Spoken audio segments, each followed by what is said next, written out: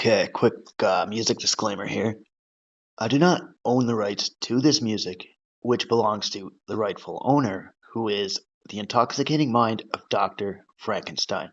So he made my intro and my outro, and I hope you guys enjoy. Check them out on Spotify and YouTube, and no copyright infringement is intended. Have a good day.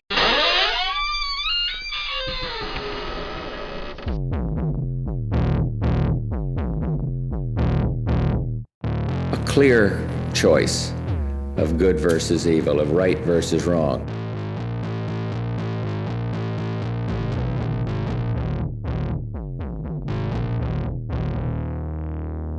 Twisted Tales. Thanks for tuning back into Twisted Tales. Tonight's episode, Episode 5, the Canadian Pacific Airlines Flight 108, a DC-3 aircraft that exploded mid-flight due to a timed explosive device perpetrated by a man named Joseph Albert Guy. So Guy was actually a French Canadian and a Roman Catholic, pretty much like most of the majority of the inhabitants of Quebec. He was born September 22nd, 1917 in Charny, a little bit off the south shore of the St. Lawrence River, just across from Quebec City. He was the youngest of 5 children, and after this whole bombing incident, this bombing was actually the first attempt on the civil aviation in North America. Pretty big deal, right? So, during World War II, Guy actually obtained a draft deferment, and in August 1941 ended up marrying Rita Mortel. A little after marrying, the couple actually ended up moving to Quebec City, where he worked at the arsenal and sold jewelry and watches on the side. Along this time, Guy met a watchmaker by the name of Genere Rouest. The two actually became very close friends, with him and his sister, Marguerite Pitre. So, Pitre was actually born in Saint Octave de Mété, Quebec. She ran a boarding home at Saint Roch, known by her neighbors as Madame Le Corbeau, meaning Madame Raven, because she always constantly wore black clothes. So roughly in 1948, Guy actually started to court a 17-year-old waitress and soon-to-be girlfriend, Marie-Ange Robitaille. They seen each other about 2-3 times a week, and he would visit her at her parents' home.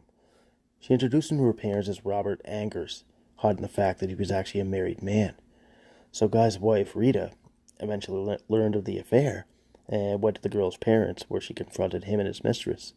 So they spilled the beans to the Robitaille's parents, all about their daughter's new lover. Eventually ended up with the parents kicking her out of the house.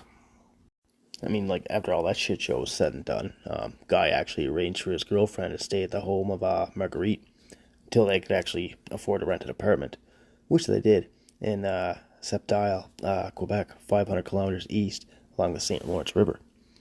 Eventually, Guy would actually go back and forth between the two women. Neither women were actually happy with that arrangement. Eventually, our young Marie-Ange decided to leave Guy. Left the guy totally devastated. He began scheming ways to get rid of Rita, so nothing would stand between him and his happiness. Dun dun dun. Divorce being so hard to get in Catholic Quebec, he actually decided to go the route of widower. And in September 1949, he made a bond with Petry's brother, Genere. Even though Genere was pretty much crippled with tuberculosis, barely able to walk, he was a highly skilled mechanic. The bomb ended up consisting of batteries, an alarm clock, some dynamite that was actually purchased at a hardware store. After a lot of convincing, Guy actually convinced his wife to fly to Baie-Comeau, telling her that she needed to pick up some jewels for the shop. So at the airport, Marguerite delivered her package with the bomb in it, and that was actually air-freighted. The clock was actually to trigger an explosion when the plane should have been flying over St. Lawrence River. Thinking the deep waters would bury the evidence, he initially would be rid of his wife, he'd have insurance money, he'd save his business. But the plane actually departed 5 minutes late and exploded over land, where police had pretty much an easier time studying through the debris. Later on, Guy was actually arrested, tried, and convicted in February 1950. During the trial, some damning evidence was actually brought to light by a man testifying that back in April 1949, Guy had offered him $500 to poison his wife. After his conviction, Guy brought everyone down with him, issued a statement that Ruest and Pitre had knowingly helped him. So pop over to 1950. The brother and sister were actually arrested, tried separately.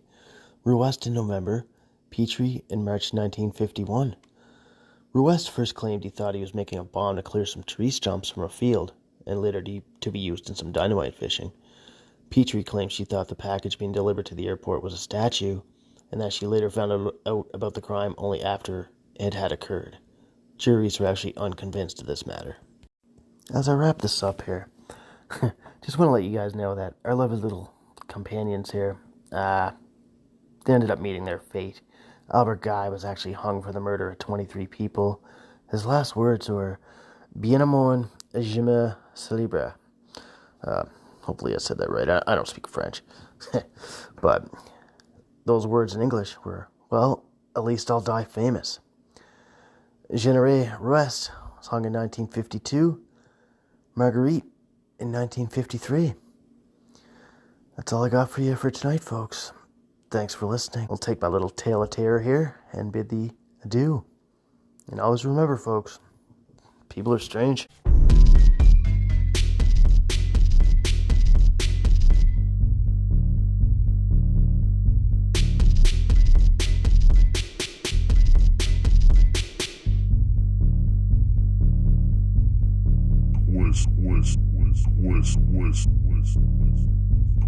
Twisted Tales.